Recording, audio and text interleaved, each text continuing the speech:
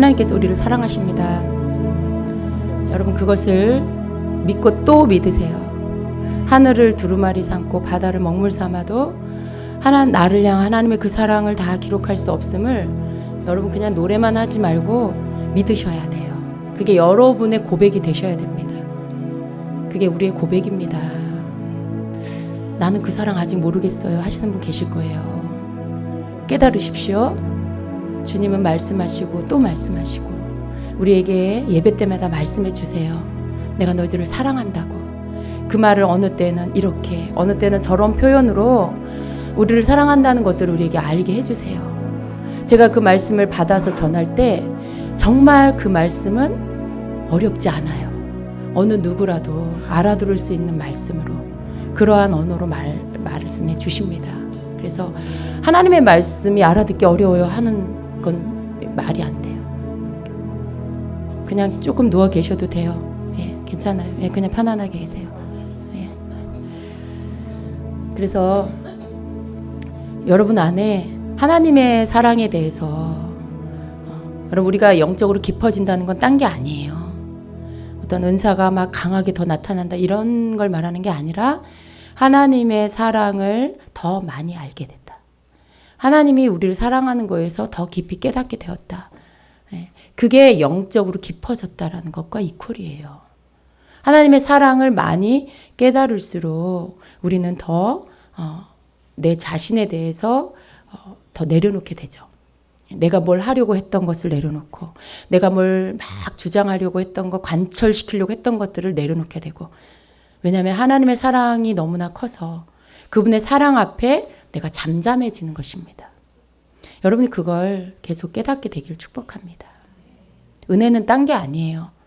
하나님을 안다는 건 딴 게 아니에요.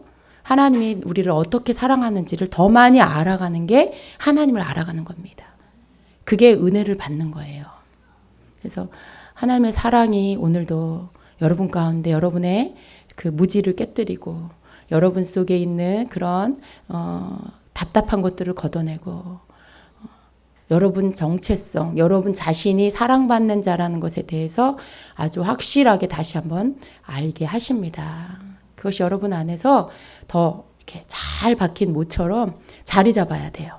네, 자리 잡아야 돼요. 잠시 꽂아놓았던 압정처럼 필요하면 꽂았다가 또 빼버리고 그런 것이 아니라 여러분에게 잘 박힌 못이 돼서 하나님 날 사랑하신다는 거에 대해서 의심하지 않고 모든 상황에 모든 때에 하나님의 사랑을 신뢰하는 자가 되셔야 됩니다. 아멘. 오늘 주님의 말씀이 주님의 임재 안으로 우리가 들어오기를 원한다라는 거예요. 여러분 우리 하나님께서 우리를 차별하지 않으세요. 그런데 우리는 이런 생각을 해요. 하나님은 특별한 사람만 더 이뻐하시고 차별하시는 것 같아 라는 그런 생각 하실 때 있으시죠? 없으세요? 다 그냥 장성한 자들이신 것 같아요. 그런 생각을 할 때가 있죠. 예.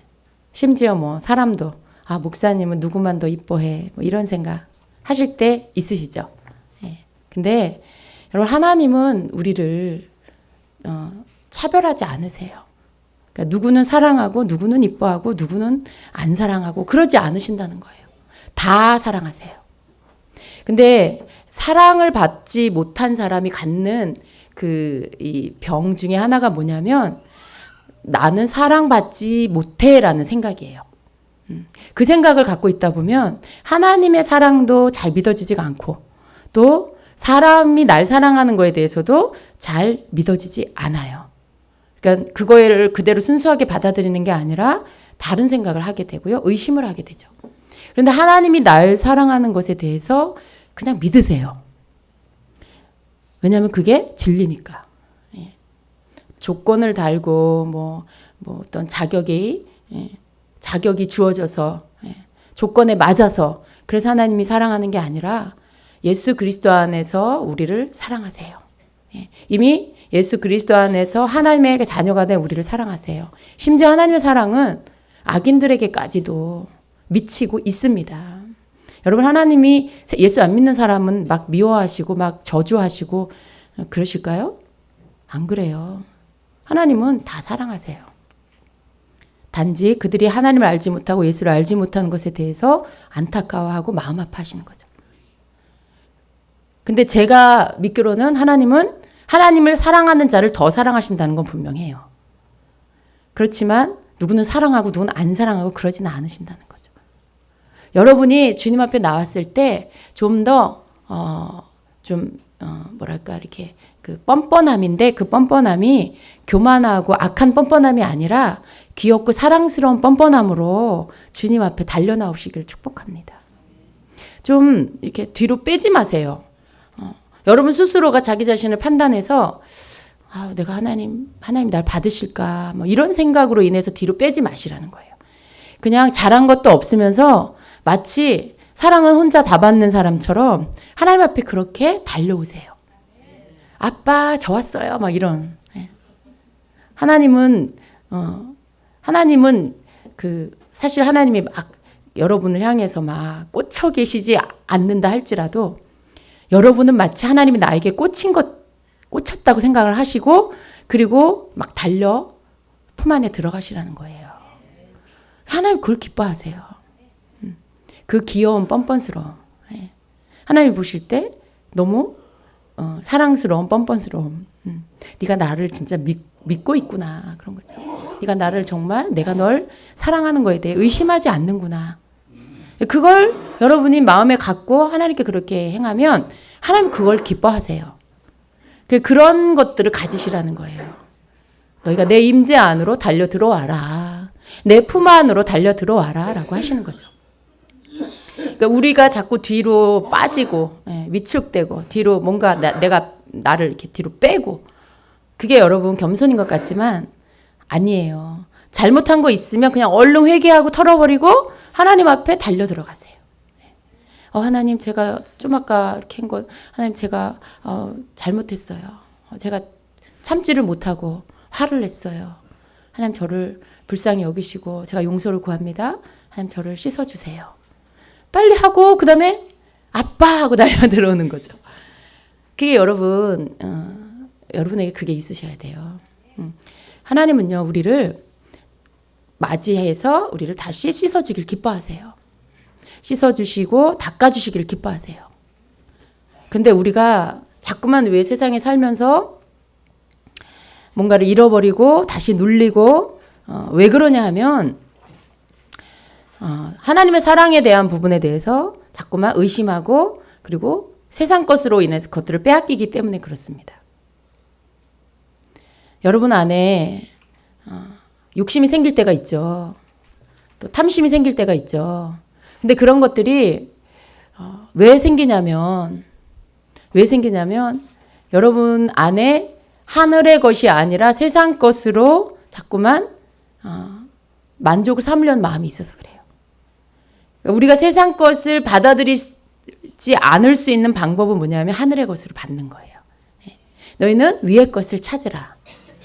그러니까 우리가 항상 위의 것으로 체험을 받으면 땅의 것으로 땅의 것이 우리 안에 들어와서 우리 안에 자리 잡게 하지 않는다라는 거죠. 근데 우리가 위의 것을 체험받지 못하면 나도 모르는 사이에 어느새 땅의 것이 내 안에 들어와서 내 안에 자리를 잡고 있어 버려요. 그러니까 우리가 하늘의 것으로 체험을 받으면 어떤 이기심이나 욕심이나 탐심이 우리를 유혹하지 못하죠. 그런데 우리가 그러한 하늘의 것으로 체험을 받지 못하면 어느새 내 안에 이기심이 들어와서 있고요. 어느새 내 안에 욕심이 들어와서 있어요. 근데 여러분 우리가 내가 하늘의 것으로 체험을 받았나 안 받았나 어떻게 안다고요? 여러분에게 나타나지는 열매 그게 말이고요. 여러분의 행동이고요. 생각이에요. 그런 열매들을 보고 여러분이 지금 하늘의 것으로 충만함을 받고 있나 아니면 땅의 것이 들어와서 여러분 안에 자리 잡고 있나를 알 수 있다라는 거죠. 나는 내가 하늘의 것으로 체험을 받았는지 안 받았는지 잘 모르겠어요. 그러면 여러분이 평상시에 입에서 나오는 말을 보세요. 평상시에 여러분의 이 생각 가운데 자꾸 들어오는 여러분이 품게 되는 생각이 뭔지를 좀 보세요. 네. 그래서 그런 부분들에 대해서 여러분이 좀 하나님이 기뻐하는 열매들의 것들이 나타나지 않는다라면 그러면 여러분 세상 언어, 세상 생각 이런 어떤 성령의 열매의 뭐 그런 좋은 것들이 아니라 다른 것들, 불평과 원망과 남의 탓과 자꾸 어떤 신경질과 이런 것들, 근심과 염려와 이런 것들이 여러분에게 나타나고 있다면 지금 여러분은 하늘의 것으로 체험받지 않은 거라는 거죠. 그래서 여러분이 내가 지금 영적 상태가 좋은지 안 좋은지, 내가 지금 하늘의 것으로 채워졌는지 아닌지 그걸 굳이 누군가에게 물어보지 않아도 돼요. 여러분 스스로가 여러분 삶에 나타나지는 열매를 보면 여러분이 알 수 있다는 거죠. 그럴 때 여러분에게 나타나지는 언어가, 여러분에게 나타나지는 마음에 품는 것들이 주님을 닮아 있지 않다라면, 성령의 열매 안에서 나타나지는 것들이 아니라면 지금 여러분은 지금 하늘의 것으로 체험받지 못하고 있는 거라는 거죠. 그럼 어떻게 하라는 거예요? 빨리 주님 앞에 나와서 그 위의 것으로 체험을 받으라는 거죠. 하나님께서 우리로 하여금 하늘의 것을 양식 삼아 살게 만드셨어요. 그래서 우리는 하늘의 것을 먹어야만 우리가 실제적인 예수의 생명으로 살 수가 있어요. 근데 우리가 위의 것을 공급받지 않으면 예수 안에서 하나님의 자녀가 됐음에도 불구하고 여전히 땅이 가져다 주는 것들로 인해서 땅에서 나는 냄새가 우리의 삶에서 그 냄새가 계속 나고 그 열매가 계속 맺혀질 수 있다는 거예요. 그러니까 우리가 하늘의 것을 계속 공급받는 것이 굉장히 중요하다는 거죠. 여러분의 비어있음을 볼 수 있습니까? 여러분이 무엇으로 체험을 받고 있는지 여러분 알 수 있으세요? 이제는 아셔야 돼요. 이제는 아셔야 돼요. 끊임없는 생각에 사로잡히는 거 위의 것으로 체험받은 거 아니에요. 입술에서 계속 염려하는 말이 나오는 거 위의 것으로 체험받은 거 아니에요. 아직 일어나지도 않은 일을, 미래의 일들을 가져다가 미리 염려하는 거 그거 위의 것으로, 하늘의 것으로 체험받은 거 아니에요. 여러분 삶에 이런 것들이 나타나고 있다면 지금 여러분은 땅의 것이 여러분 안에 들어와 있는 거예요. 세상이 가져다주는 사고방식, 세상이 가져다주는 어떤 그런 양식. 양식이라는 건 여러분 우리가 그걸 먹고 살과 피가 되는 거예요. 그게 내가 되는 거죠. 양식을 먹고 그거 자체가 소화가 돼서 그게 나 자신이 되는 거죠. 세상이 가져다주는 것을 여러분이 먹으면 그게 여러분이 돼버려요. 그럼 여러분에게서 나타나지는 것들이 세상적인 것들이 나타나죠. 마귀적인 거. 세상적인 건 곧 마귀적인 거예요. 그러니까 여러분이 세상적인 것을 자꾸만 받아들이면 여러분에게서 나타나는 것이 뭐냐면 마귀적인 거죠. 짜증 부리고 화내고 혈기내고 원망하고 불평하고 걱정하고 근심하고 눌리고 그런 것들. 그게 다 마귀적인 거예요. 이런 것들이 여러분에게서 나타나면 지금 여러분은 하늘의 것들이 공급되지 않고 있다는 거죠. 빨리 주님 앞에 나와서 엎드려 여러분 자신 속에 위의 것으로 채워달라고 구해야 된다는 거예요. 그걸 주님이 원하십니다. 주님 너 왜 그랬어? 그게 아니라 너 지금 하늘의 것으로 체험받아야 된다. 그러니까 마치 센서처럼 여러분에게서 나타나는 언어와 생각들을 점검할 때 그것이 여러분이 지금 하늘의 것을 체험받지 못했다 혹은 체험받았다라는 것들을 나타내는 센서와 같은 작용을 한다는 거죠. 자기 입에서 나오는 말 자기가 다 알아듣죠. 그 말이 여러분으로 하여금 예수님의 향기가 나게 하는 여러분이 품는 생각이 믿음으로부터 출발된 어떤 믿음을 근거로 한 것들로 바라보고 말하고 생각한다면 여러분 지금 하늘의 것으로 충만한 거예요. 근데 우리가 위의 것을 체험받지 않으면 생명이 충만한 게 아니라는 걸 아셔야 돼요. 살았다고 해서 산 게 아니라 우리 가운데 나타나지는 것, 하늘의 것으로 채워져서 나타나지는 것이 충만할 때 그 사람이 생명이 충만하다라고 말하는 거죠. 근데 우리가 위의 것으로 체험을 받아야 됩니다.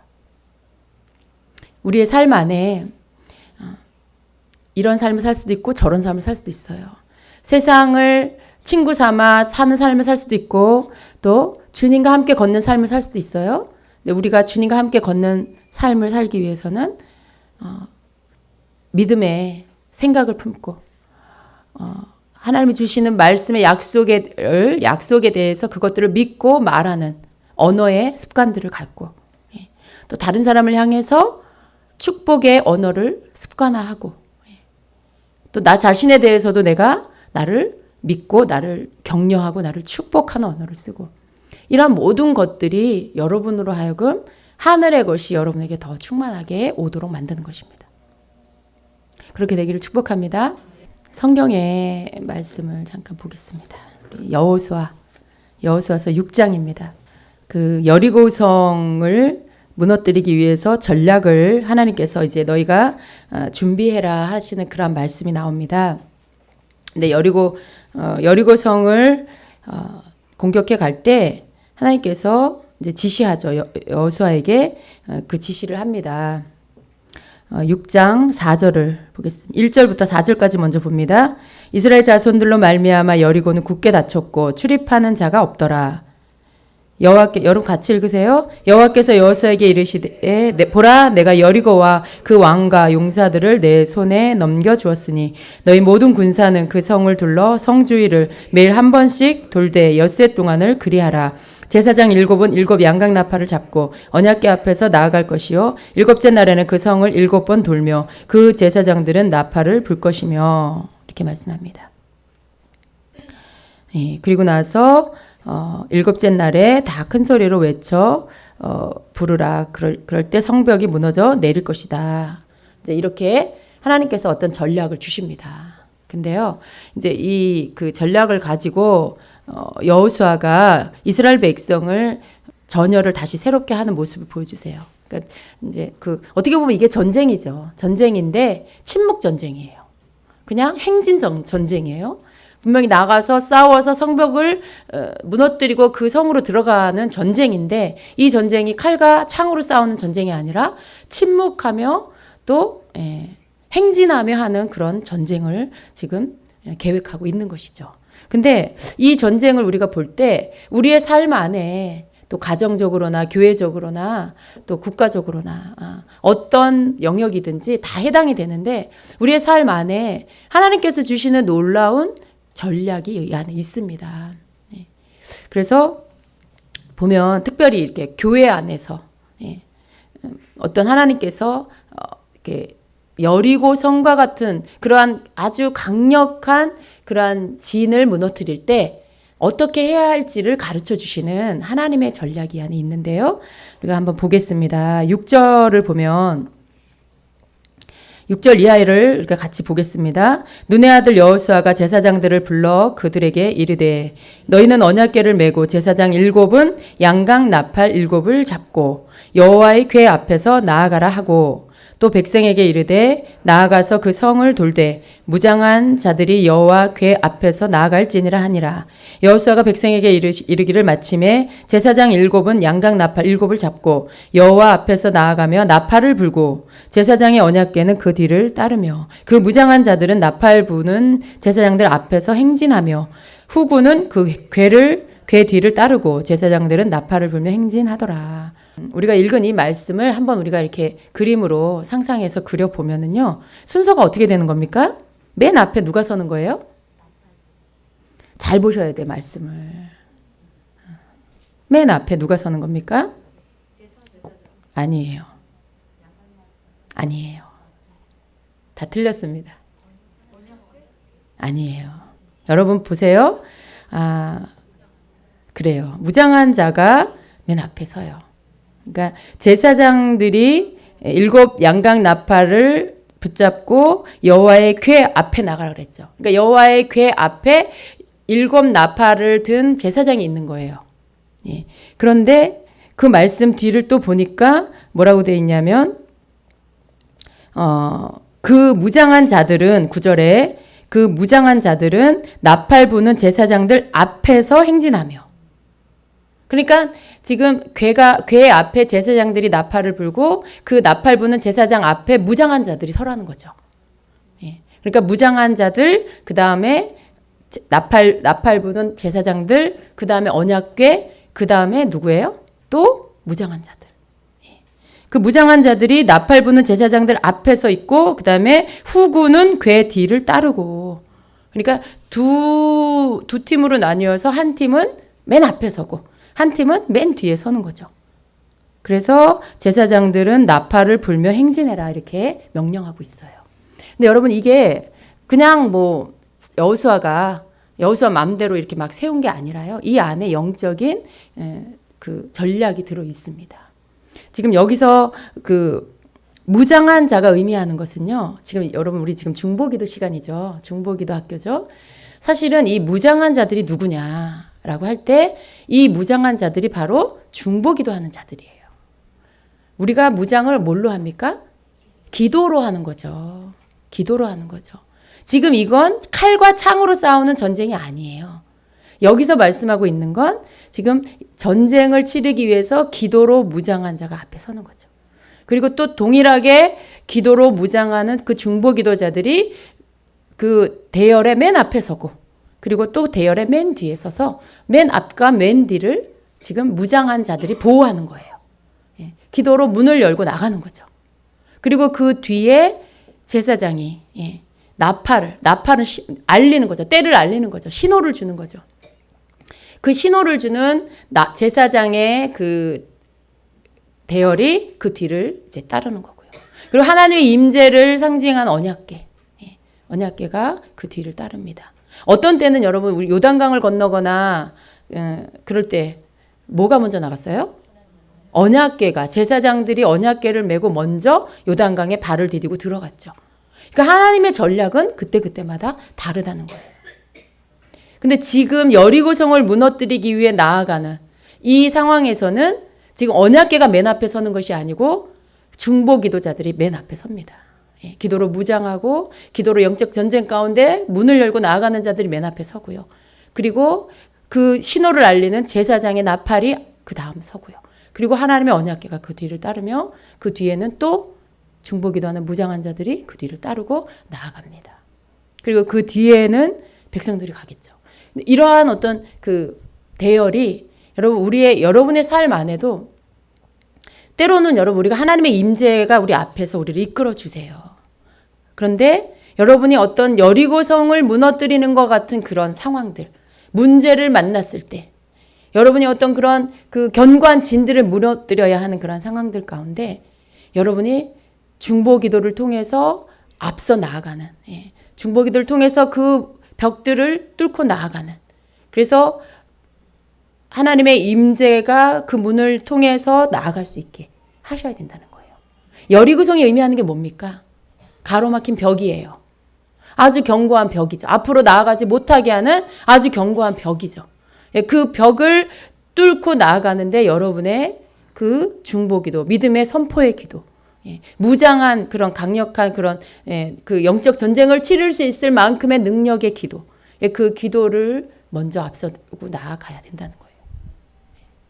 그 가운데 길이 열리고 하나님이 역사하심이 있습니다. 그래서 우리가 때마다 어떤 일을 우리가 이렇게 돌파해 나아갈 때요, 하나님 앞에 이렇게 묻고 구하는 것이 필요해요.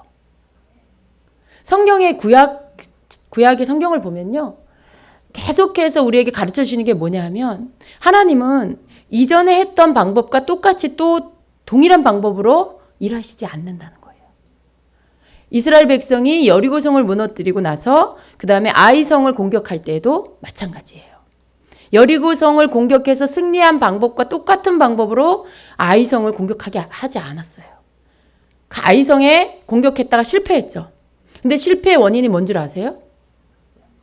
하나님 앞에 묻지 않았어요. 하나님 앞에 행할 바를 어떻게 해야 됩니까? 하나님께 묻지 않고 행해서 그들이 실패했어요. 그러니까 하나님은 우리가 하나님 앞에 때마다 묻는 것들에 대해서 굉장히 여러 군데에서 가르치고 계세요. 우리가 그것을 하기를 원하시죠. 전략을 알려주시기를 원하시고요. 하나님이 주시는 방법으로 하나님 앞에 의뢰하고 의탁해서 모든 삶의 일들을 헤쳐나가기를 원하시죠. 근데 우리는 나쁜 습관이 있어요. 한번 승리를 하고 나면 그게 나에게 법이 돼요. 지난번에 그렇게 해서 내가 승리했지. 지난번에 그렇게 해서 내가 응답받았지. 요번에 또 그렇게 하는 거죠. 어떤 사람은 지난번에 내가 주기도문 100번 외워서 하나님 응답해 주셨어. 1000번 주기도문 외워서 응답해 주셨어. 요번에 일 생기면 또 주기도문 1000번을 암송하는 거야, 계속. 그리고 자기만 할 뿐 아니라 자기 주변의 사람들한테도 주기도문 1000번 외우면 해결돼. 그런 분 보셨어요? 그렇게 되는 거예요. 주기도문 1000번 외우면 해결돼. 여러분, 한 번 내가 뭘 해서 응답을 받으면 그게 법이 돼버리는. 이게 우리 인간의 약점이에요. 근데 하나님 그렇지 않으시다는 거죠. 똑같은 상황이어도 하나님은 또 다른 방법으로 인도하세요. 다윗이 블레셋과 전쟁을 치를 때도 똑같이 블레셋이 공격해서 왔는데 하나님이 알려주신 방법을 해서 이겼어요.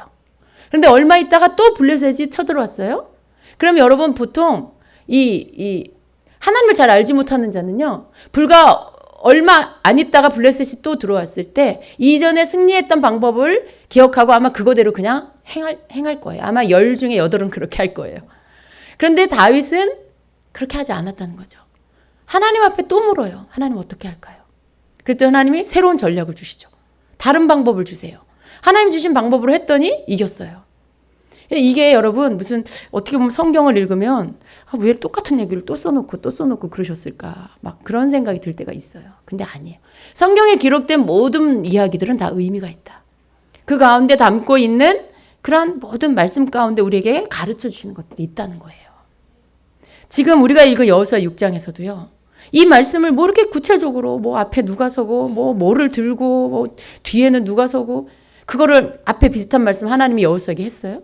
근데 여호수아가 또 그걸 또 백성들에게 하는 걸 또 일일이 다 또 더 자세하게 설명을 해요. 어떻게 보면 굳이 왜 그러실까? 왜 뭐하러 이렇게 종이를 이렇게 많이 드리고 똑같은 말씀을 또 반복해서 쓰고 뭘 그렇게 꼭 하셔야 될까? 어떻게 보면 딱 요약해가지고 딱 쓰고, 그죠? 다음 장으로 넘어가고. 근데 그렇게 안 하시고 자세하게 다 번거로워 보여도 다 그걸 기록하게 하셨어요. 그래서 성경을 묵상하다 보면 말씀 한 구절, 단어 하나, 토시 하나가 다 의미가 있다라는 거예요. 예를 들어 여러분이 구약에 뭐 여호수아서를 말씀 묵상을 한다. 이번 달에 여호수아서를 묵상한다.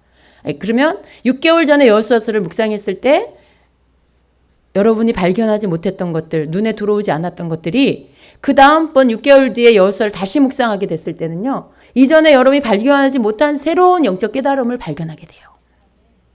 이게 왜 그러냐면 하나님 말씀이 생명이라서, 살아있는 말씀이라서 볼 때마다 새로운 거예요. 볼 때마다 말씀이 새롭고 볼 때마다 보이지 않았던 게 보이고. 그래서 여러분이 성경을 건성으로 읽으면 안 돼요. 하나님께서 여러분을 중보기도의 그런 어떤 훈련 가운데로 가르침을 시작하시면 오늘과 같은 이러한 말씀들이 눈에 들어오는 거죠. 그러니까 이전에는 그냥 흘려서 읽었는데 새롭게 읽을 때 갑자기 이게 궁금해지는 거예요.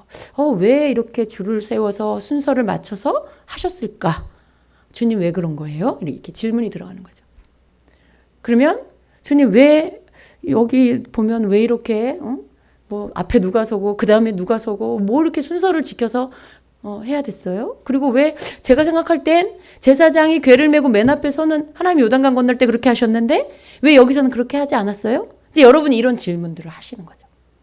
그럴 때 성령께서 여러분의 그런 질문을 전혀 귀찮아하시지 않고요.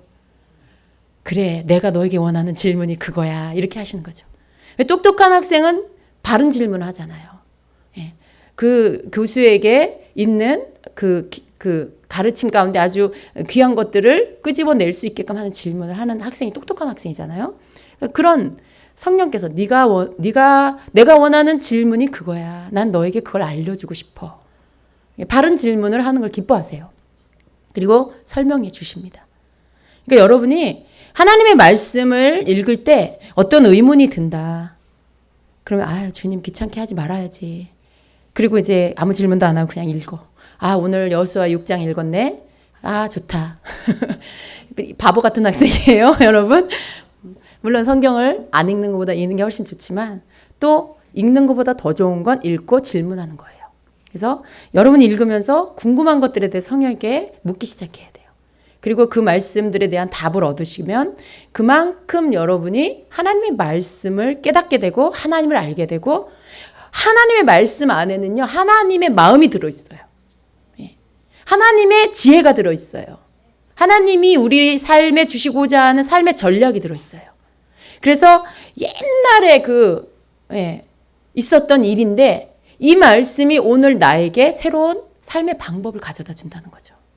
내 기도 생활을 어떻게 해야 되는지를 가르쳐 주시고, 이런 부분들에 대해서 알려주시는 거예요. 내가 알고 있던 어떤 영적 생활에 대해서 그게 아니라 지금은 네가 그렇게 하는 게 아니라 이렇게 해야 된다. 그런 것들을 알려주시고. 그래서 이렇게 성경을 읽을 때 좀 여러분이 자세하게 보시고요. 또 그 내용에 대해서 마음에 와닿는 것들을 해서 구체적으로 주님께 물으면서 알려고 하는 것들이 굉장히 중요합니다. 그래서 특별히 이 말씀이 지금 이 여리고성을 무너뜨리기 위해서 나아가는 행진. 여러분은 여러분이 어려움을 만났을 때 어떻게 싸우십니까? 여러분 삶의 여리고성과 같은 그런 문제를 만났을 때 어떻게 하십니까? 여러분의 여리고성은 무엇입니까? 재정의 어려움. 여리고성이죠? 네. 또 환경에 여러분의 삶에 재정과 그 다음에 장막의 문제 다 재정과 연관되겠죠. 예. 또 관계의 문제, 직장의 문제, 사업의 문제, 우리가 사는 삶에 의식주와 관계되는 모든 문제들이 여러분 삶에 막혀 있으면 그게 여리고성이 될 수 있겠죠. 사업에 문제가 생겼는데 어떻게 풀어야 될지, 또 새로운 어떤 직장을 얻어야 되는데 어디로 가야 될지, 여러분 이런 것들이 여러분에게 크고 작은 여리고가 될 수 있어요. 근데 그런 일들을 만났을 때에 먼저 기도하세요. 네. 먼저 여러분이 하나님 앞에 기도하세요. 그래서 그 기도를 통해서 하나님의 말씀이 주의 종들을 통해서 풀어지게 하시고 하나님의 임재가 여러분의 기도의 뒤를 따라오면서 여러분의 길들을 열게 하시고 어떤 그런 것들을 여러분이 하셔야 돼요. 네. 근데 기도 없이 여러분이 문제를 해결하려고 하면 안 돼요. 여리고성은 장벽이에요. 여러분 앞에 서 있는 벽이에요. 벽을 무너뜨리기 위해서는 기도 먼저 해야 된다. 벽을 여러분이 해결하기 위해서는 먼저 무장한 강력한 기도를 통해서 길을 열고 나아가는 것이 필요하다는 것을 여러분 아시기 바랍니다. 그래서 중보기도 혹은 내가 하는 그런 기도, 내가 하는 나를 위해서도 기도할 수도 있고 또 중보기도, 특별히 여러분 개인적인 문제도 그렇지만 교회적인 부분에 있어서 중보기도는 굉장히 중요해요. 여러분 가운데 중보기도를 하고 계시는 분들이 많이 계실 텐데 중보기도가 예배에 앞서서 먼저 드려져야 되고요. 중보기도가 모든 일들, 하나님의 모든 교회 안에 일어나는 일들 가운데 가장 먼저 앞서서 하나님 앞에 올려드려져야 돼요. 예배를 위한 중보기도가 왜 예배 전에 있어야 되는지, 또 어떤 교회에서 하고자 하는 일들에 대해서 그 모든 것들이 왜 기도가 먼저 있어져야 하는 것인지, 이러한 원리가 있는 거예요. 문을 여는, 그리고 방해하는 세력들을 물리치는, 그래서 하나님이 행하는 일들에 막힘없이 나아갈 수 있도록 하는 것, 이것이 중보기도가 하는 일입니다. 그래서 중보기도 하시는 분들은 사명감과 책임감을 갖고 하세요. 여러분이 맡은 시간은 최선을 다해서 충실하게 하세요. 그러면 여러분의 그 삶 안에 중보기도를 통해서 주시는 축복이 임합니다. 근데 중보기도는 무장된 자가 되려면 여러분 이런 거예요. 내가 기도할 수 있는 때만 기도하는 자는 무장될 수 없어요. 내 형편이 될 때만 기도하는 자는 무장될 수 없어요. 근데 내가 맡은 거에 대해서 충성되이 감당하는 자가 무장돼요. 그것은 중보기도뿐만이 아니라 모든 면에 마찬가지죠. 나에게 주어진 일에 충성되이 감당하는 자는 하나님께서 거기에 맞는 권위를 주세요. 거기에 맞는 하나님께서 주시는 축복이 있어요. 중보기도다 그러면 중보기도의 권위를 주세요. 기도의 능력을 주시고. 근데 그러한 것들을 충실히 하지 않는 경우에는 내가 한다 해도 거기에서 주신 하나님의 어떤 권위가 주어지긴 어려워요. 하나님은요, 우리에게 성실하시기를 원하세요. 무엇이 되었든지. 믿을 만한, 신실한. 하나님이 신실하신 분이잖아요. 그러니까 하나님이 우리도 하나님 앞에 신실하고 사람 앞에 신실하게 원하시죠. 그런데 그렇게 할 때 그 사람에게 권위가 주어져요. 그 일에 대해서 사람들이 신뢰를 하죠. 예. 그리고 그 일에 대해서는 그 사람에게 권위가 있어서 그 사람의 허락을 받는 거죠. 그게 권위예요, 여러분. 내가 무슨 말을 했는데 아무도 내 말에 귀 기울이지 않아. 이렇게 모임 안에서 이렇게 했으면 좋겠어요 했는데 다 나를 무시해. 예. 여러분, 그건 권위가 없는 거죠. 권위가 왜 없을까요? 신실하지 않은 자에게는 권위가 없어요. 근데 신실하고 책임을 갖고 책임을 다하는 자에게는 하나님께서 권위를 주시고 사람들을 통해서 권위를 받게 만드세요. 그러니까 권위를 내가 사용할 수 있게. 그래서 내가 무슨 말을 하면 그 말이 힘이 있어서 사람들이 그 말을 듣고 그 말을 따르게 만들어 주시죠. 그래서 여러분이 맡은 자는요, 하세요. 예, 열심히 하시고 또 개인적인 기도 가운데서도 여러분이 어떤 이러한 어떤 원리를 가지고 하시고 또 그리고 여러분이 무엇을 맡았든지 그게 꼭 중보기도가 아닐지라도 여러분이 맡은 부분에 대해서 성실함으로 신실함을 하나님 앞에 행하신 자가 되십시오. 아멘. 여러분 주방을 맡은 부분에 대해서도요. 아무나 그 주방에 대한 권위를 가질 수 없잖아요. 그렇죠, 여러분. 예. 여러분이 막 주방과 관계없는 그런 교회 생활을 하다가 막 주방에 관계되는 어떤 일들에 대해서 막 권리를 주장하거나 건의를 한다거나 이러면 여러분의 말이 받아들여질까요? 이제 그게 아닌 거죠. 예를 들면. 마찬가지예요. 주일학교나 교회 학교에서도 여러분이 성실하게 교회 생활, 교사 생활을 하거나 어떤 주어진 일에 여러분이 하면 여러분이 뭔가 건의를 하거나 뭔가 말을 하면 그 말이 받아들여지죠. 그런 자가 되세요. 여러분이 속한 곳에서 그런 자가 되세요. 그게 하나님이 여러분을 인정하는 거예요. 그게 하나님께서 여러분을 또 그 단계를 지나서 더 큰 권위를 가질 수 있는 자로 만들어 가신 방법이에요. 하나님은 어느 날 하루아침에 사람을 여기 밑바닥에 있다가 높은 곳에 세우지 않으세요. 단계별로 세우세요. 단계별로. 밑에 단계에서 그 다음 단계. 거기서 충실하면 그 다음 단계. 거기서 충실하면 그 윗 단계. 이렇게 계단을 오르듯이 하나님께서는 사람을 이렇게 올려가세요. 근데 내가 여기에서 못 견디면 그 단계에서 그냥 있던가 밑에 단계로 내려가야 돼요. 근데 잘 참고 견디는 자는 때가 되면 하나님이 그 다음 단계로 올리시죠. 네. 올린다는 증거는 뭐냐면 내가 신뢰를 받기 시작한다는 거예요. 신뢰를 받고 그리고 내가 마음속에 한 일에 대해서 인정을 받고 그게 하나님이 날 인정하신 증거예요. 근데 그러한 것들 내가 뭔가 하지 않고 얻으려고 하는 건 그건 잘못된 거고요. 내가 뭔가 충성되이 뭔가를 할 때 하나님께서 거기에 대해서 나를 인정해 주시고 사람을 통해서 그것을 인정받게 하십니다. 자, 여러분 삶 안에 이러한 부분에 대해서도 또 하나씩 이루어 가시길 축복합니다. 뿌리를 깊이 내리는 나무가 되세요. 그것이 무엇이 되었든 바른 곳에 뿌리를 바로 잘 깊이 내리는 자. 그래서 시냇가에 심기운 나무가 철마다 과실을 맺음처럼 깊이 뿌리를 내려서 물가의 물을 뿌리를 통해서 끌어당겨서 건강하게 그 잎사귀가 청청하게 잘 성장하죠. 그리고 때가 되면 열매를 맺죠. 우리가 우리 하나님께서 보통 우리 성도들을 나무에 비유하세요. 나무. 근데 잘 뿌리 내리는 나무가 건강한 성도예요. 근데 뿌리를 내리지 못하고 뿌리 이렇게 내리려다가 다시 뿌리 뽑아서 또 그 나무가 발도 없는데 잘도 움직여 다녀. 이렇게 잘도 움직여 다녀.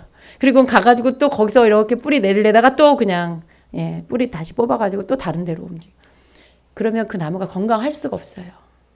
건강할 수가 없어요. 지금 저희 광대상에 있는 이 화분의 나무도 바꿨어요. 전에 있는 나무 가지고 와서 다른 화분에 옮겨 심고 이렇게 하는 과정에 나무가 화분 가운데 뿌리를 깊이 못 내리고요. 뿌리가 건강하지 않으니까 결국은 살지 못하더라고요. 근데 이 나무는 올 때부터 저 화분에 심어서 아예 자리를 잡아서 왔는데 지금까지 잘 살고 있어요. 굉장히 막 잎사귀도 굉장히 빨리빨리 나오고. 근데 사람이 똑같아요. 우리가 이런 식물을 보면 우리도 하나님께서 우리를 보실 때 나무로 보여주시고 또 이렇게 기도하면 어린 묘목이 큰 나무가 되고 이런 것들을 비유로 보여주세요. 여러분 어떤 나무십니까? 변치 않는 소나무가 되세요. 네. 하나님이요 이렇게 사람을 보여주실 때 어떤 사람은 진짜 소나무인 사람이 있어요. 근데 소나무가 의미하는 게 사철 변하지 않는 거예요. 가을이 돼도 낙엽 이렇게 들지 않잖아요. 그 단풍 들지 않잖아요. 겨울이 돼도 잎사귀가 떨어지지 않죠. 그러니까 사철 변하지 않는 그런 나무. 그런 나무. 소나무는 영적으로 굉장히 좋은 거예요. 하나님의 앞에서 변하지 않는 신실함을 가진 자를 의미합니다. 충성된 자, 성실한 자가 이제 소나무의 비유가 됩니다. 그런 여러분이 그 많은 나무 가운데 정말 이렇게 나무의 특징이 있잖아요. 그 나무의 특징대로 그 의미가 있어요. 여러분 그런 좋은 나무가 되시길 축복합니다. 아멘. 네. 자, 한 가지만 여러분에게 여쭤볼게요. 이 중보기도 학교가 끝나면 여러분 뭐 했으면 좋겠어요? 예언하고 싶은 마음이 있어야 돼요, 여러분 안에. 예언하고 싶은 마음이 나쁜 마음이 절대 아니에요. 하나의 음성이 듣고 싶고 하나가 친밀하고 싶으니까 예언이 사모가 되는 거거든요. 근데 이게 이제 예언 훈련 학교를 해볼 때 예언 훈련 학교를 계속 한다고 해서 예언을 잘하는 사람이 되는 게 절대 아니더라고요. 이게 그릇을 만들어야 이 그릇에 담겨지는 것들을 통해서 그것들이 바깥으로 흘러나오는데 이게 그릇이 잘 준비되려면 예언만 배워서는 안 되고 중보기도도 배우고 예배도 배우고 기름 부음이 뭔지도 알아야 되고 여러 가지를 잘 알고 균형을 가져야 건강한 예언이 나와요. 이게 성경적인 예언이 나와요. 이게 예언을 제가 이 활성화도 해보고 또 예언 그룹을 만들어서 또 거기 안에서 서로 예언하게끔도 해보고 해봤는데 그게 정말 제가 해본 결과 이게 참 사모하고 순수한 마음으로는 시작하는데 너무나 빨리 교만해지는구나. 그걸 계속 반복해서 보고 있어요. 정말 이렇게 열어준 지 얼마 안 됐는데 불과 몇 달 만에 벌써 교만함이 이렇게 막 나와요. 그리고 막 심지어 교회를 이렇게 나가요. 자기가 응답받았다고. 아니 나갈 사람은 나가도 상관없어요. 근데 문제는 뭐냐. 어떤 질서나 그리고 교회 안에 어떤 권위 아래서 자기 자신의 위치에 대한 것들을 다 망각해버려요. 그냥 내가 듣는 음성이 다야. 나에게 말씀하신 하나님의 음성이 다예요. 거기에는 목사님도 없고 담임 목회자도 없고 내 위에 나에게 그 예언에 대해 권위를 나보다 더 권위를 가진 분의 어떤 그런 영적 질서도 없고 내가 듣는 하나님의 음성이 다여서 그걸 듣고 그냥 움직여버리더라는 거죠. 예. 그래서 이것이 교회를 굉장히 좀 이렇게 막 힘들게 하는 요소가 있어요. 그래서 제가 이 부분들에 대해서 조심스러워하는 이유가 다른 부분에서 충분히 준비가 되면 그런 부분에 대해서 하게 됐을 때 스스로 성령 안에서 잘 분별할 수 있는 능력이 주어진다는 거죠. 중보기도를 통해서 하나님의 마음을 알고 우리가 하나님 앞에서 어떻게 서기를 원하시는지를 우리가 배우죠. 그러면 예언이 다가 아니라는 걸 알게 돼요. 예. 그리고 중보기도를 하나님께서 중보기도 하는 자를 얼마나 기뻐하시는지 그리고 중보기도 하는 자가 곧 예언자가 되어야 된다는 걸 깨닫게 되죠. 근데 중보기도 안 하면서 예언만 하는 자는 교만해질 수밖에 없어요. 예. 그래서 중보기도를 하는 거죠. 이 강의를 하는 거죠. 그래서 이것을 배우고 또 기름 부음이 뭔지를 또 우리가 알아야 되는 게 기름 부음을 모르면 또 전통적이고 율법적이고 고지식한 그냥 종교인이 될 수 있어요. 여러분 우리가 좀 아까도 이렇게 기도 사역 했잖아요. 근데 이제 기도 사역할 때 안수를 통해서 우리가 이렇게 넘어질 수 있어요. 근데 어떤 분들은 이 부분에 대한 편견을 갖고 있죠. 그냥 인터넷에 떠도는 많은 정보들을 통해서 그건 잘못된 거다. 그냥 누가 그렇게 말하니까 그냥 그렇게 받아들여요. 근데 그렇지 않아요, 여러분. 인터넷에 떠도는 것들이 그 가운데 여러분 정말 믿을 만한 건 몇 프로 안 됩니다. 정말 신실하고 깨끗하고 겸손한 하나님의 종을 막 무슨 신사도니 뭐니 하면서 매도해버리고, 그래서 사람들은 그걸 보고는 그분이 한 집회 안 가요. 근데 아니에요, 여러분. 그런 어떤 그 사단에 붙잡혀서 쓰임받고 있는 잘못된 사람들이 퍼뜨려 놓은 소문에 의해서 성도들은 그냥 그 사람이 하는 말, 그 사람이 올려놓은 글을 그냥 받아들이고 믿고, 정말 하나님 앞에 성령으로 일하시는 분들을 무시하고 그 사람들을 핍박하는 거 죄예요. 예. 간접적으로 성령 해방죄에 들어가는 거죠. 그분이 지금 신실하게 겸손하게 성령의 그 사역들을 하고 계시는데 그것들을 핍박하고 무시하는 거 분명히 죄입니다. 그래서 우리는 어떤 정보를 받아들일 때요, 내가 확인하지 않고 그걸 무조건 단정하는 거 죄예요. 예. 아, 그 목사님 이단이래. 여러분이 확인해야죠. 예. 적어도 내가 가서 들어보고, 예. 내가 가서 기도해보고, 예. 거기에서 내용을 들어보고, 예. 주님께 여쭤보고, 여러 가지들을 절차를 통해서 검증을 해서 그 다음에 결정해도 늦지 않아요. 근데 그냥 인터넷에서 떠도는 말 보고 누구누구 목사님 이단이래. 인터넷에 어떻게 그렇게, 왜 그렇게 인터넷에서 떠도는 소문은 잘 믿어요? 하나님 말씀 안 믿으면서? 네. 왜 이렇게 매체를 통해서 뭐 뉴스를 통해서 나오는 건 왜 그렇게 잘 믿어요? 그냥 다 믿어요. 다 믿어버려. 의사가 하는 말 다 믿고, 의사는 항상 최악의 상태를 말하잖아요.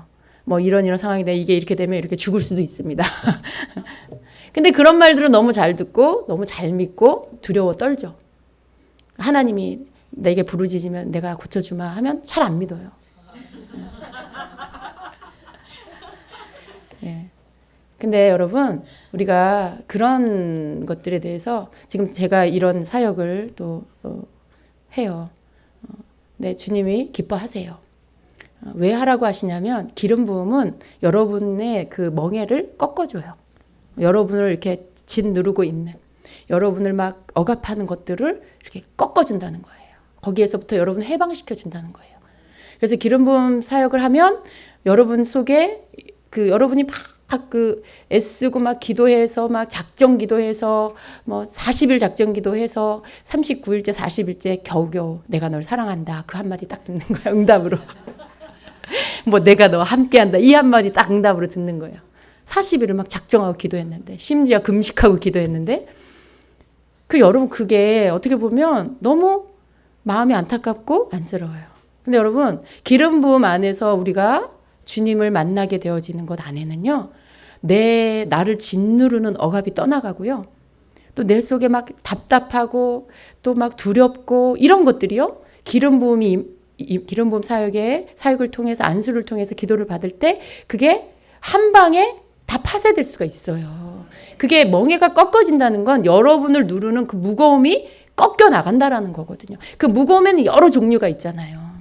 두려움도 있고 질병도 있고 죄책감도 있고 여러 가지 말들로 인해 상처받은 것들도 있고, 이런 모든 것들이 있는데 그게 꺾여져 나간다는 거예요. 이게 기름 부음이 준 축복이죠. 그래서 성령께서 이런 사역을 계속 하라고 그렇게 저에게 감동을 주셨어요. 근데 제가 이 부분에 대해서 쓰러지는 사역 그거 신사도래. 많은 성도들이 그렇게 알고 있죠. 그러니까 뭐가 일어나는지, 그 사역에 어떤 축복이 있는지도 알지 못하고 인터넷에서 떠도는 그런 말을 가지고 기도해서 넘어지면 다 신사도야. 다 잘못됐어. 이단이야. 그러면 안 된다는 거예요, 여러분. 제가 몇 번도 설명도 해드렸지만 이런 쓰러지는 사역을 통해서 받은 축복이 있어요. 제 개인적인 간증으로. 그래서 영적으로 열리고 천국을 경험하고 주의 음성을 듣고 이런 입신을 경험하고 이런 모든 것들이 저는 이 쓰러짐의 사역을 통해서 기도받고 체험이 됐어요. 그래서 이 사역이 굉장히 귀한 걸 제가 알고 있어요. 물론 이 안에도, 이런 사역 안에도 그 모든 사역자가 하는 사역이 다 옳다라고는 말하지 않아요. 우리는 무엇이든지 잘 분별해야 돼요. 그 영이 하나님께로부터 온 영인지 분별을 해야 돼요. 그게 꼭 이런 쓰러지는 사역뿐만 아니라 심지어 말씀 사역이라도 분별해야 돼요. 분명히 예수의 이름으로 말하고 있는데 그 영이 다른 영일 수가 있다는 거예요. 분명히 예언하고 있는데 그 영이 무당의 영일 수가 있다는 거예요. 그래서 이런 모든 영적 사역은 우리가 다 분별하고 그 영이 어디로부터 온 건지 분별하면서 정말 저건 성령이다. 여러분 분별할 수 있어요. 그 입에서 예수 그리스도를 높이고 그 입에서 하나님을 경외하는 그런 메시지가 나오고 그 입에서 뭔가 그 하나님의 말씀들을 가지고 가르치는 분이 나온다면 여러분 그게 성령이지 뭐가 성령이에요. 근데 막 자기를 높이고 자기 사역으로 이끌고 어떤 그런 자기 욕심을 채우기 위해서 뭔가를 어필하고 그런다라면 성령 아니죠. 다른 영이죠. 여러분 성령 아니면 무슨 영이에요? 다 악령이에요. 악령이 어디예요? 정체가. 마귀로부터 오는 거예요. 이런 부분들에 대한 분별은 모든 사역이 다 필요해요. 근데 단지 나타난 현상만 가지고 저거 잘못됐다, 이단이다. 이거는 여러분 죄예요. 죄. 명백하게 말하면 죄입니다. 그게 성령의 사역이면 어떡할 거예요? 그게 성령님이 역사하시는 거면 그 성령님께 이단이라고 말하는 거예요. 지금 성령님께 지금 잘못됐다고 지금 비난하고 있는 거랑 똑같은 거예요. 그래서 죄가 되는 거죠. 조심해야 되는 거예요. 우리가. 인터넷에서 떠도는 이런 말들을 그냥 막 받아들이면 안 돼요.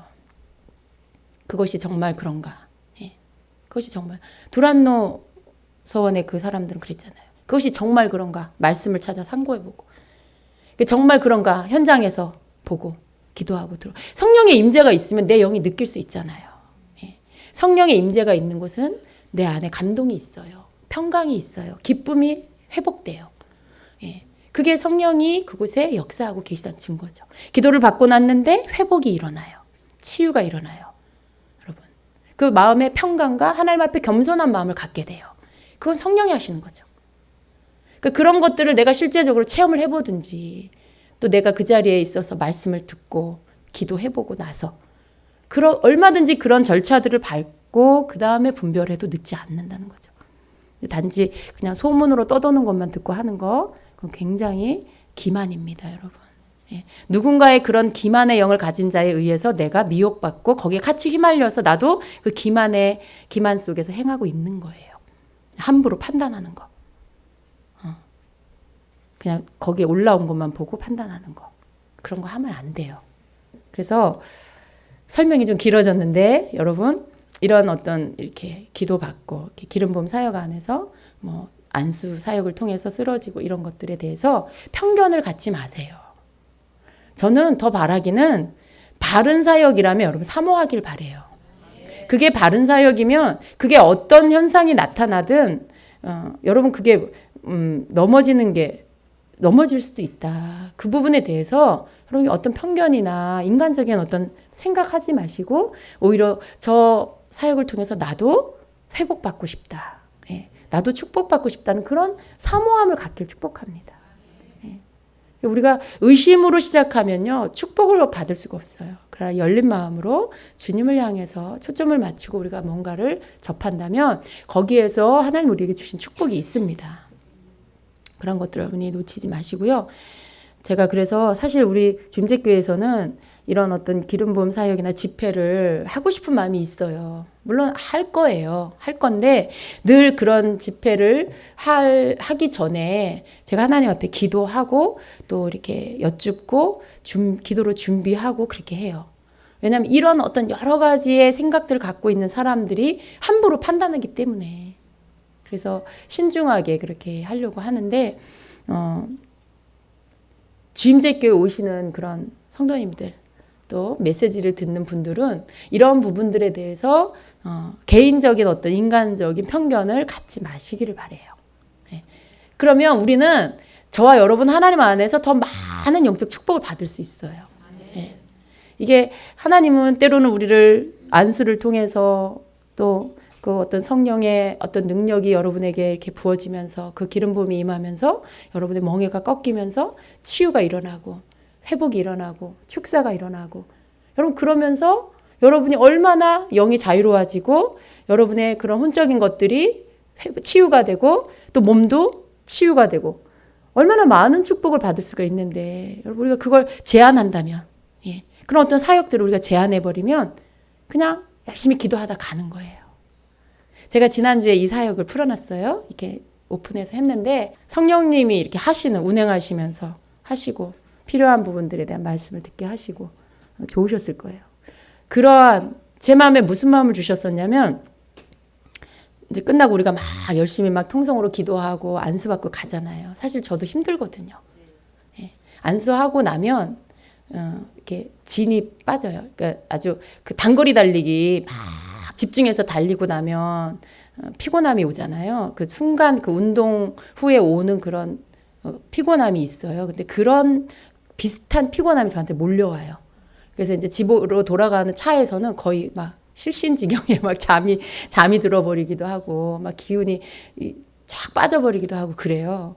근데 그리고 이제 또 회복하고 나가고 하는데 저도 사실 굉장히 안수 이렇게 여러분한테 해드리는 거 힘들거든요. 근데 지난주에 그런 마음이 들었어요. 여러분도 열심히 애쓰고 사모해서 와서 기도하고 가는데 뭔가 2% 부족한 것 같은, 물론 기도하고 안수 받는 걸로 만족해서 가시지만 더 좋은 것을 주님이 주시길 원하신다는 마음이 저에게 왔어요. 주님이 더 좋은 것들을 주실 수 있는 분이라는. 예. 근데 그러면 뭘 어떻게 해야 될까라고 할 때 그분이 일하실 수 있게 해드려야 된다는 거죠. 그분이 직접 여러분을 터치하실 수 있게 하셔야 된다는 거죠. 물론 안수할 때 주님이 만지세요. 근데 이런 거예요. 여러분이 기도 막 통성으로 막 앉아서 기도하면서 제가 그냥 언제 지나가는지도 모르게 그냥 잠깐 머리에다 손 얹고 지나가면 여러분이 성령님께 집중하는 시간이 너무 짧아요. 그리고 준비가 안 되잖아요. 언제 오실지 모르잖아요. 그냥 나는 내 기도하고 있는데 그냥 툭 이렇게 하고 가면 여러분이 뭔가 주님하고 마음을 합하기가 굉장히 어렵다는 거죠. 근데 이제 나와서 기도를 받으면 여러분이 기도를 받으러 나올 때서부터 이미 마음을 준비하죠. 기도하고 사모함으로 나와서. 그리고 우리가 주님께 뭘 받을 때는요, 내가 하고 있는 걸 멈춰야 돼요. 막 기도하는 건 뭐예요? 내가 주님께 지금 뭔가를 막 하고 있는 거죠. 근데 기도를 받는 시간은 뭐냐? 주님께로부터 내가 받는 시간이에요. 그러니까 내가 하고 있는 것들을 멈춰야 되는 시간이죠. 그러니까 여러분이 기도를 받을 때 어떻게 하셔야 되냐면 그냥 내어 맡기셔야 돼요. 왜 이렇게 손을 이렇게 하는 게 도움이 되는 이유는 이게 무슨 공식은 아니에요. 근데 손을 뭐 이렇게 모으고 있다거나 뭐 손을 이렇게 여러분이 뭔가 이렇게 좀 불안정하게 하고 있으면 이거 자체가 여러분으로 하여금 긴장감을 갖고 있다는 뜻이에요. 근데 여러분이 손을 그냥 이렇게 내려놓거나 아니면 이렇게 하고 있으면 주님께 여러분이 내어 맡겼다라는 그런 의미가 있어요. 그래서 손을 이렇게 주먹을 꽉 쥐고 막 긴장하지 말고 이렇게 내어 맡기고 있을 때 더 주님이 부어주시는 것들을 받기가 쉽다는 거예요. 그러니까 주님 앞에 섰을 때 무장해제하는 게 좋아요. 그냥 뭔가 내가 목적하는 걸 받으려고 앞에 나오셔도 계속 방언하시는 분이 있어요. 서가지고. 근데 안 그렇게 하시는 게 아니에요.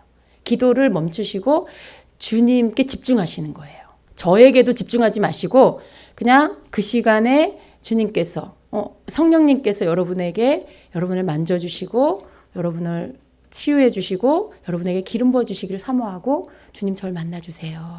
예. 그러시던가 속으로 아니면 예수님을 계속 부르시던가 뭔가 그분하고 초점 맞춘 시간을 갖는 거예요. 예. 그러면 이제 안수를 받거나 할 때 주님이 이제 저는 그냥 도구죠. 저는 그냥 통로로 주님이 여러분 직접 터치하시고 필요한 것들로 그분이 직접 여러분을 사역하시는 거죠. 그게 굉장히 여러분이 막 통성으로 기도하는 것보다 훨씬 더 깊은 단계로 들어갈 수 있는 방법인 거죠. 그래서 저는 제 바람은 그거예요. 저는 기도를 여러분이 해드리고 여러분 기도를 받잖아요.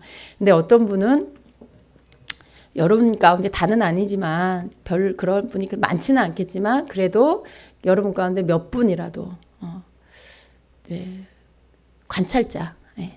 지금 목사님이 뭐 하시는 거지?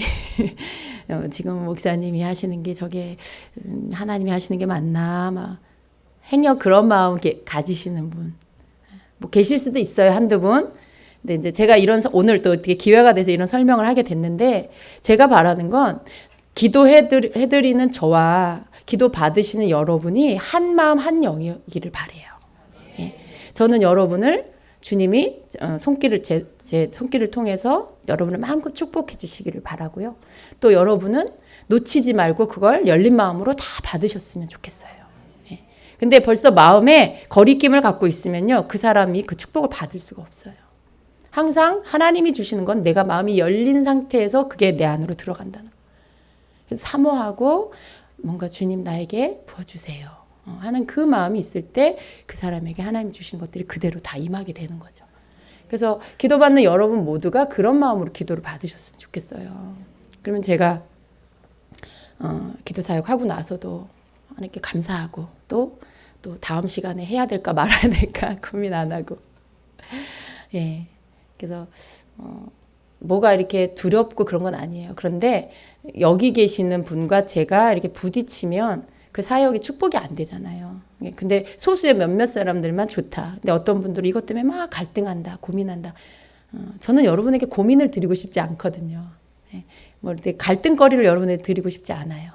그래서 여러분이 이해를 하시고 그다음에 그 부분에 대해서 바른 생각을 가지시고 그리고 기도를 받으시면 그러면 저 또한 너무나 즐거운 마음으로 기도를 할 수가 있죠.